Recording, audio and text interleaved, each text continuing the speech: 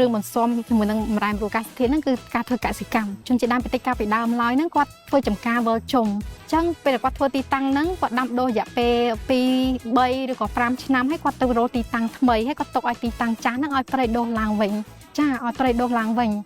ដើម្បីឲ្យត្រីហ្នឹងវាផ្ដល់នៅជីជាតិដល់ដីហ្នឹងដើម្បីឲ្យគាត់អាចមកត្រឡប់មកប្រើប្រាស់ត្រឡប់